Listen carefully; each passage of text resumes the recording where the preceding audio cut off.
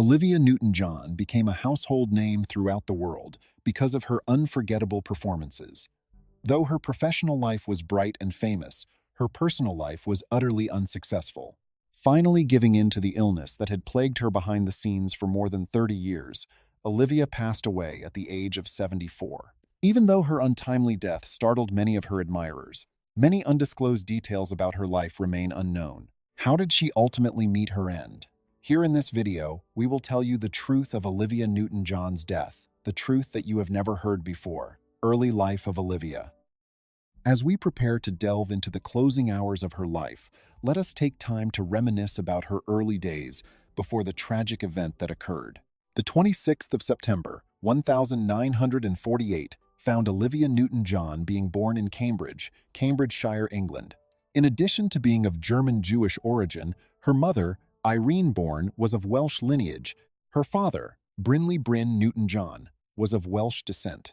Olivia's maternal grandpa was none other than Max Born, a scientist who was widely recognized for his groundbreaking contributions to the field of quantum mechanics and won the Nobel Prize in Physics. Olivia and her family relocated to Melbourne, Australia, when she was still a little child. Her father was employed as a professor in Melbourne, Australia. Olivia, who was the youngest of 3 children and was lovingly referred to as Livy, was raised in Australia. It was in Australia that she began to develop a passion for music during her childhood. Olivia continued to pursue her passion for music when she was a teenager. Sulph was a girl group that she and a few pals initially created when she was just 14 years old. They performed at local coffee shops. In the year that followed, she triumphed in a talent competition that was held on the Australian television show Sing, Sing, Sing. The prize for her victory was a trip to England. When Olivia first considered leaving, she was hesitant to do so because she desired to remain in Australia with Ian Turpie, who was her boyfriend at the time. Despite this, Olivia's mother recommended that she move to England, where she began her efforts toward a music career. Olivia eventually arrived in England. On the other hand, how did she become a famous person? And what are some aspects of her life and death that you were unaware of? Maintain your attention to discover. Starts in Olivia's professional life. Her debut song, titled You Say You Mind, was recorded in the United Kingdom in the year 1966. Even though she went back to Australia for a short period, she was determined to pursue her goal of being a musician. In 1970, she joined Tomorrow, a band that was styled after the Monkees. Tomorrow was released in 1970. Even though the band only issued 1 album and had an appearance in a movie with the same name, it was a significant factor in Olivia's professional development. If Not For You was her first solo album, which she released in 1971. The album contained the title tune, which was written by Bob Dylan and made popular by George Harrison. Over 2 years, she released her second album, titled Let Me Be There, which featured her well-known rendition of John Denver's song Take Me Home Country Roads. By the middle of the 1970s, Olivia had established herself as a global superstar, and her sound had developed over time, incorporating her passion for pop music with elements of country music. At the Eurovision Song Contest, which was held in Brighton in 1974, Olivia Newton-John was the representative of the United Kingdom representing the United Kingdom. During her performance, she sang a rendition of the song Long Live Love, and she ultimately came in 4th place. Although this was a good result, the Swedish group ABBA was the one who stole the show by winning with their now famous hit song with the title Waterloo. Olivia, however, did not allow that to diminish her speed. In the same year, she released her 3rd studio album, titled If You Love Me, Let Me Know, which was a huge success in the charts. Additionally, her song, titled I Honestly Love You, reached the top spot on the Billboard charts in the United States. This was only the beginning of what was going to be a very successful career for her in the world of music. Everything was looking good. Following the completion of her last project, she returned to the recording studio to begin work on her subsequent long-playing record. The year 1975 saw the release of Have You Never Been Mellow, which was the result of her laborious efforts. As a result of the album's meteoric rise to the top of the charts, as well as the success of the title single, she has established herself as a hitmaker. What was the point at which Olivia finally snapped? Well, let's find out. Olivia's successful career and popularity. Olivia had already relocated to America by then, where her fame had grown rapidly. Because of her natural talent for fusing pop and country sounds, She rose to fame in both genres. She has had 5 number-one singles throughout her career, with Physical being among the most famous. For an astounding 10 weeks, that song remained at the top of the charts. We'll get to the intriguing history of that song later on. Throughout her career, Olivia's brilliance was acknowledged, and she was honored with 4 Grammy Awards.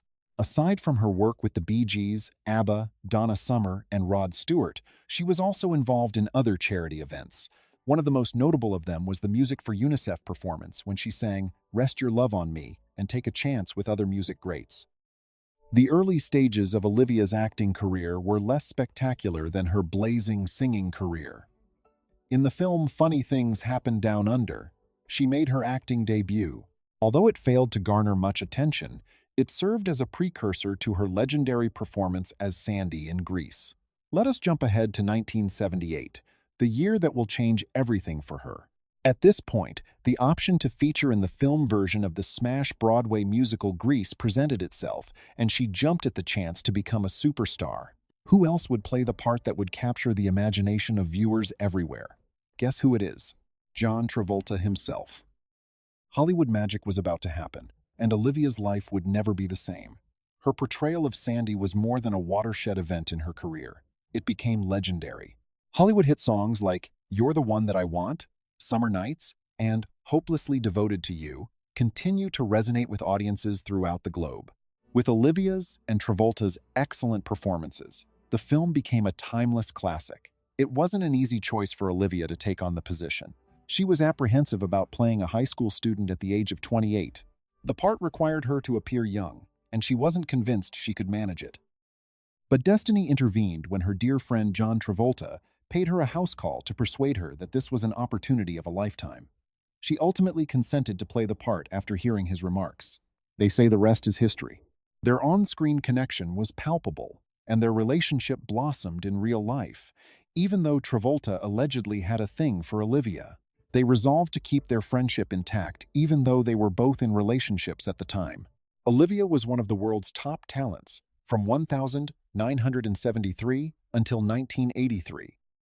In the United States alone, 14 of her songs reached the top 10, and her most successful, "You're the One That I Want," sold more than 15 million copies. Particularly evoking the enchantment of the Grease period, that song has endured as something of an anthem.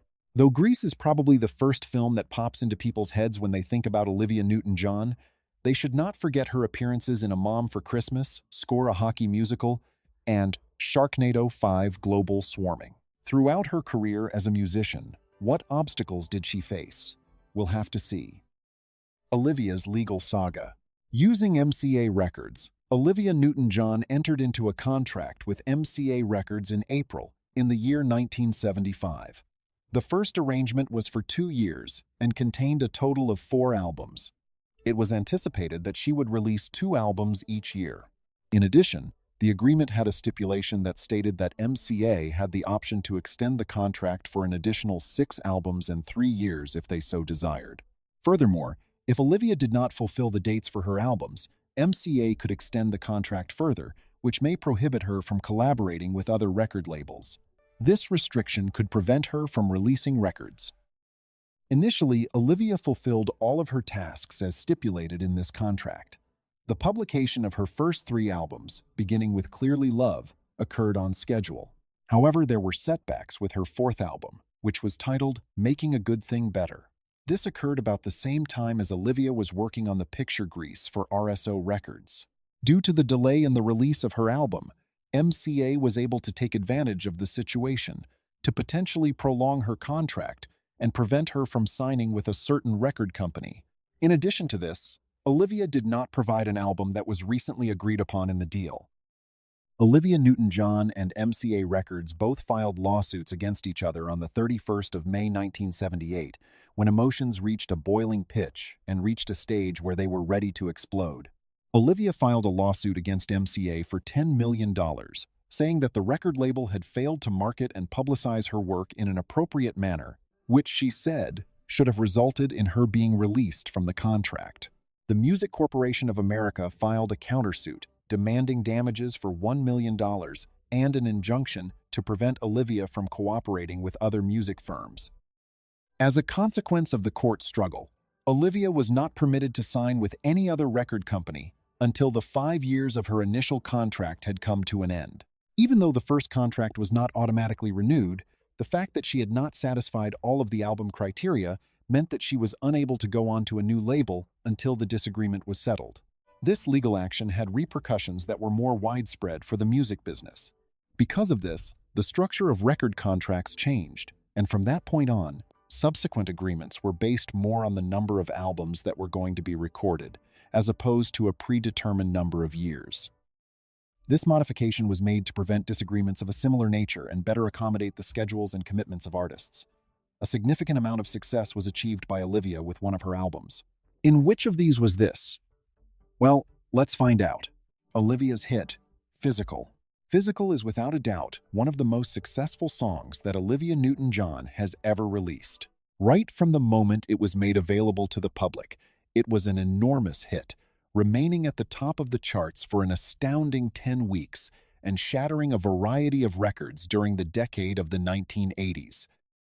As Olivia was riding the wave of her enormous success from Greece, she decided that it was time to abandon her image of being lovely and innocent and reveal a side that was more adventurous and bold. And that is exactly what Physical did. It established her as a cultural icon of the decade, transforming her into a pop sensation and establishing her as a cultural icon.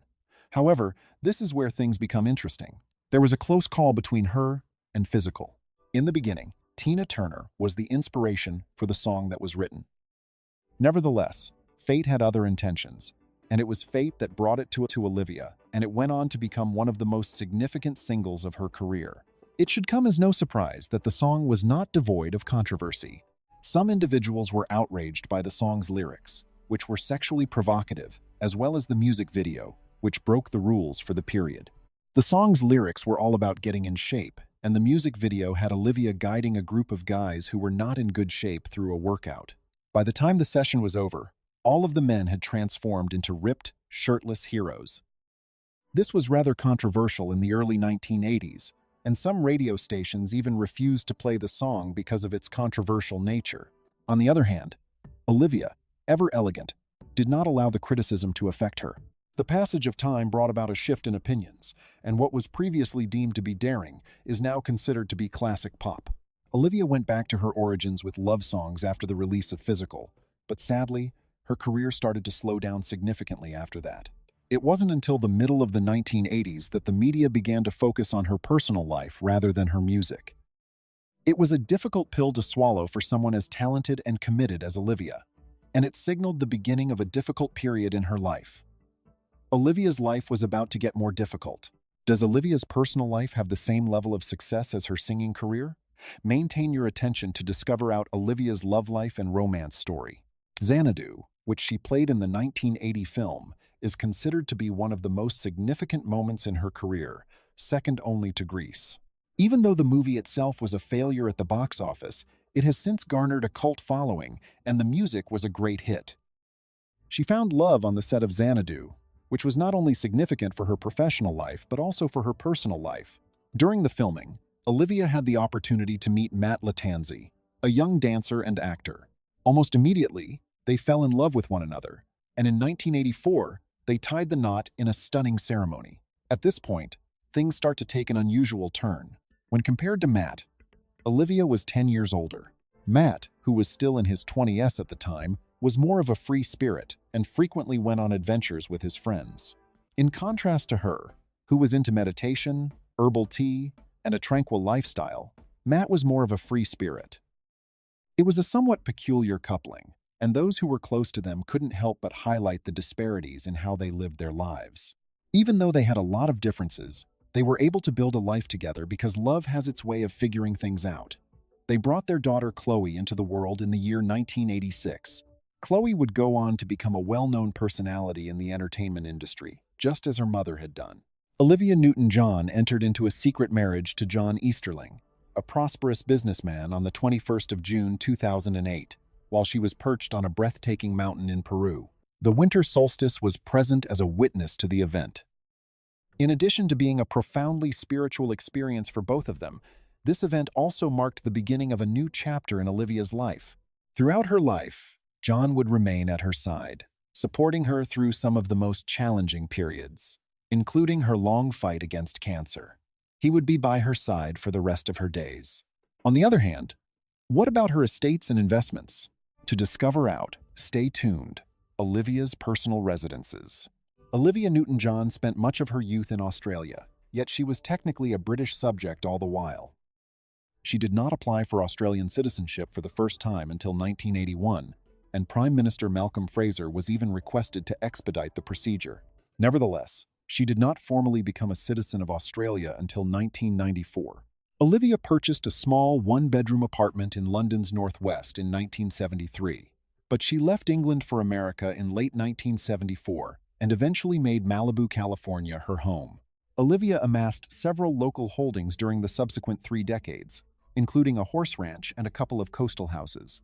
A beautiful property in Jupiter Inlet, Florida, was purchased by Olivia and her second husband, John Easterling, for $4.1 million in June 2009.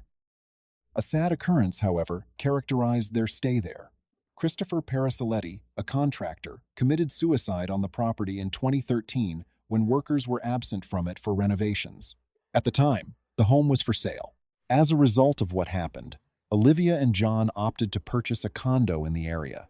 After listing their bigger Florida property for over 2 years, they finally sold it to a Swedish advertising executive in 2015 for $5.1 million. A 1-2-acre horse ranch in the Santa Ynez Valley, just outside Santa Barbara, was purchased by the couple for $5.3 million in 2015, marking their latest real estate venture.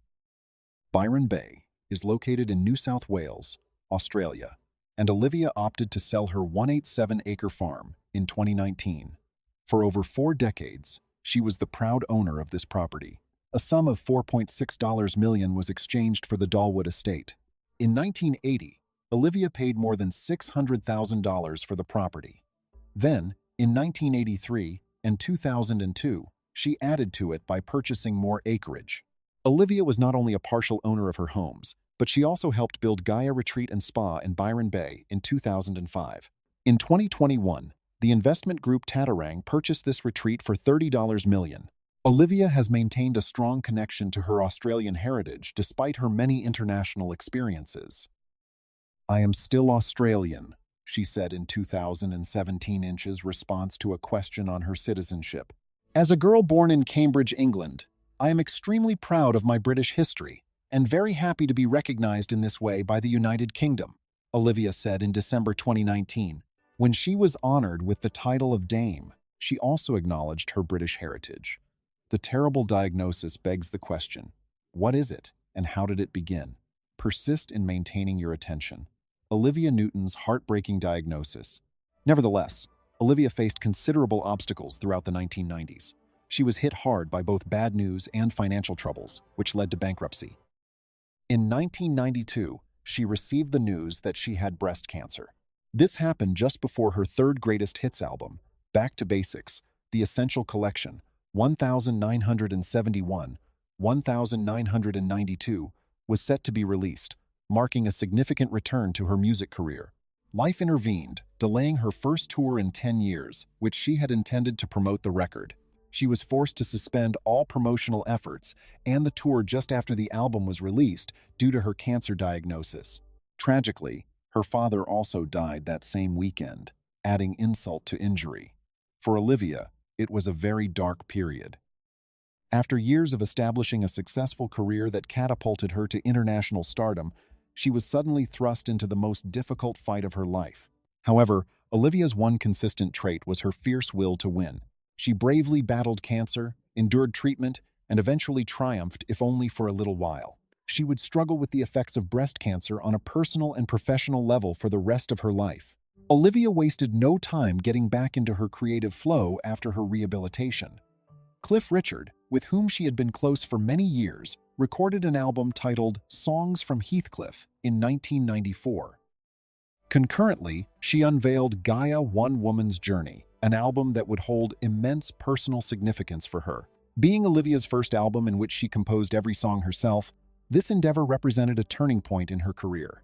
Her new perspective on life, her hardships, and her experiences were all represented in the songs on Gaia. As a form of self-expression, songwriting became increasingly essential to her in the years that followed. This highly personal experience encouraged her to keep exploring the medium. After a period of remission following intensive therapy, Olivia's cancer returned in 2013.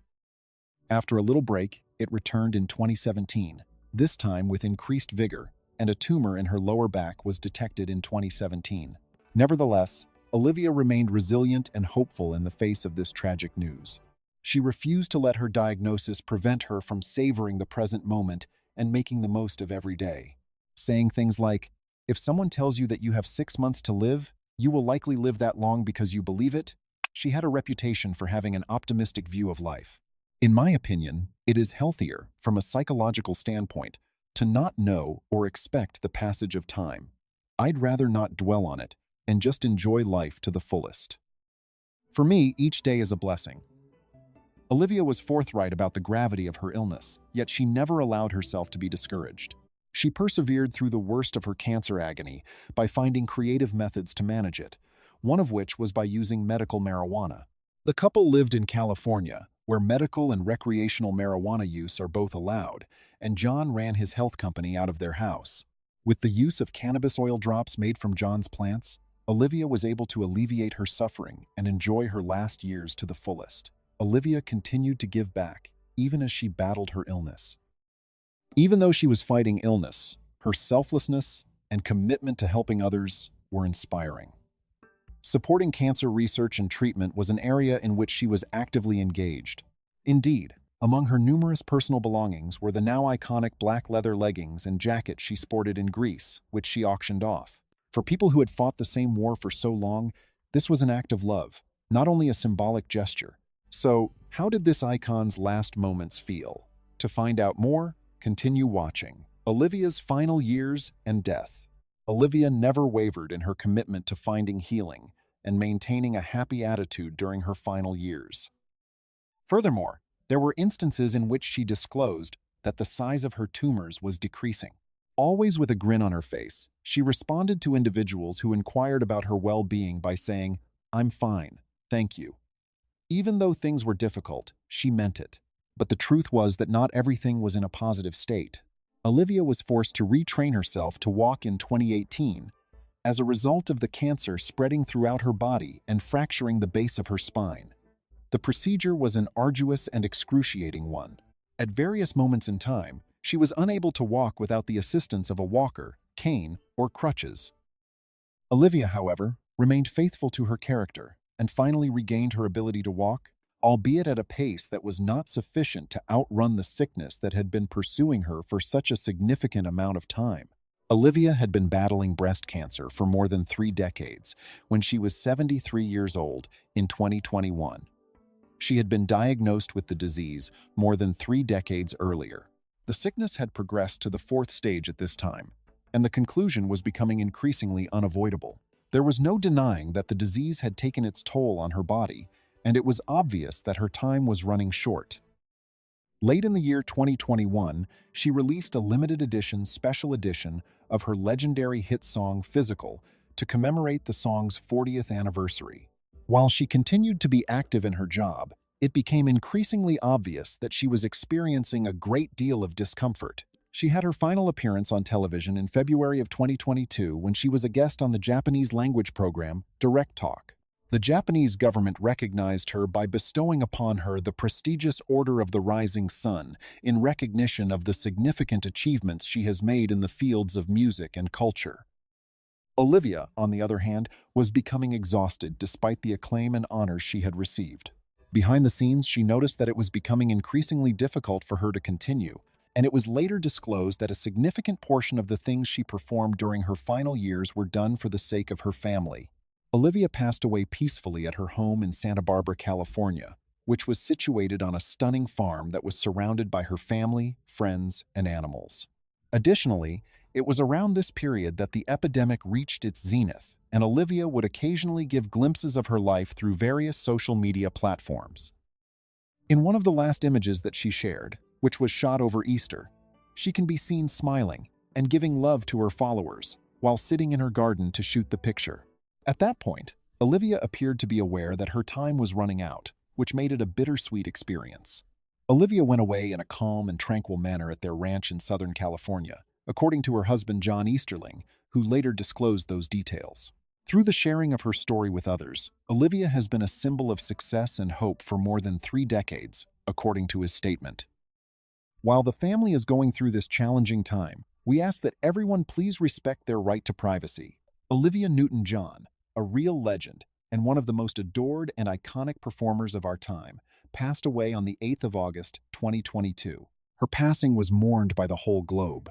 Her passing has left a significant hole in the entertainment business, but her influence extends well beyond the scope of her professional life. Friends and family members gathered in California for a special memorial event that was conducted in September 2022 to commemorate her life. The service was hosted in her family's honor. Her ashes were dispersed in New South Wales, Australia, at one of her most cherished estates, a location that she had cherished deeply throughout her life. This final act was a magnificent way to memorialize a musician who had touched the hearts of so many people, not just via her music, but also by her compassion, generosity, and indomitable spirit. What is Olivia's legacy, and to what extent does she have an impact on the lives of others? Maintain your attention to discover out. Olivia's legacy and influence. The legacy of Olivia continues to be carried on in every note of her songs, as well as in the hearts of everyone she had an impression on. Never will her music, her dedication to cancer research, and her determination to battle be forgotten. Her spirit will go on forever. Even though she was in her latter years, Olivia demonstrated to the world what it is to live with dignity, fortitude, and perseverance. Even though she is no longer with us, her legacy will live on in the hearts and minds of everyone she had an impact on. Once upon a time, Olivia Newton-John's first lover, Ian Turpie, recalled her early singing days. He said that although she had a little voice back then, it was pure, and she sang wonderfully in tune. The fact that she was able to develop her singing so much after moving to England, which he attributes to the influence of Shirley Bassey, left him quite pleased.